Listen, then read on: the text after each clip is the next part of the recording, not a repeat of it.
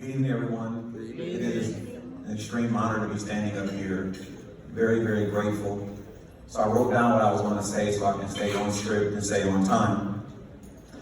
I must first and foremost do what I always do at our church and say, for great is the Lord and greatly to be praised. And I am very grateful to be standing here by God's blessings, God's grace, and God's favor. Thank you to the I Foundation and to my dear brother, G.C. Murray, who is a great, great statesman, great man who knows what he's doing and is unapologetic about that pursuit. To my bride, been together since college, thank you for knowing my heart and supporting my desire to serve and cheering me on in that regard. We've been on a long journey, and I wouldn't want anybody else in the car with me but you.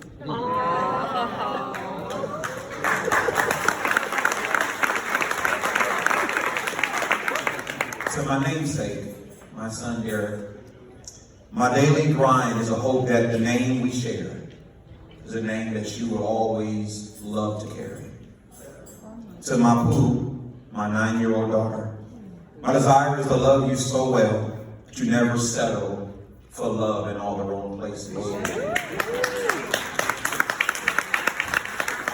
To the people at table number 6, I am here because of who you are and your contribution to my life. And I'm not mistaken in that regard. To each one of you, thank you for what you have done and how you continue to love me and support me in that venture.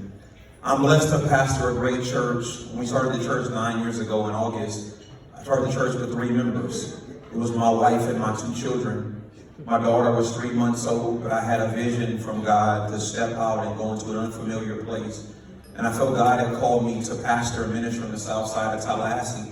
And that's where I was going to pastor. All of my friends were going north. I wanted to go south.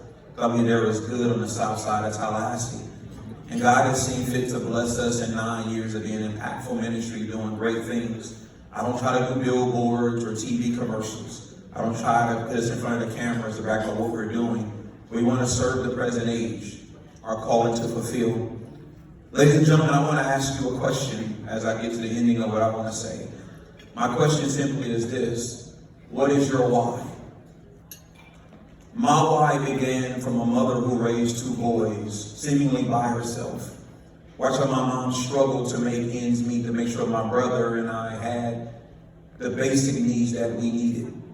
My why began from watching her stretch finances to make sure our bills stay paid and there was something in the refrigerator. My why was watching my mother sacrifice everything so that her 2 sons could have something. My why became because I watched her put our needs before her own. And watching that sacrifice motivated me to make sure that whatever I did, it was not for vainglory, but it would put somebody else before me. I never do what I do for the awards or the recognition. None of that's important to me. My desire is to make sure that whatever I'm able to do, the impact that I make is not about me, but it's for God's glory and somebody else's betterment. I watched my mom serve other people, and I watched some of those same people turn around and do her wrong. She never sought revenge, never sought retaliation. I watched her cry at times and smile at times, but she always allowed her heart to lead her. I stand here today on her shoulders because I watched her give everything she had that her 2 boys would have a better chance. We didn't grow up with a lot of money. There were times when she had to make things stretch. I watched her at night go to bed hungry that we may be able to have seconds. I made a commitment to myself when I was growing up in Los Angeles that I would do all I could to put a smile upon her face. I was blessed to leave Los Angeles, come to Tallahassee, to go to FAMU. I wanted to go to a HBCU, and I got blessed to be in FAMU. And one of the greatest joys of my life was being able to put a packet in her hand and let her know her sacrifice was not in vain. I'm the husband that I am, father that I am, because my mother made the sacrifice that she did. I stand here tonight to receive this award, not just for myself and for my wife, and not just for my 2 children, but I stand here to receive this award on behalf of Constance Dale Faulkner, who gave her all for 2 boys to have a better life. Ladies and gentlemen, All glory belongs to God. The honor to be standing here is for the ICE Foundation, and the privilege to serve is mine. God bless you all.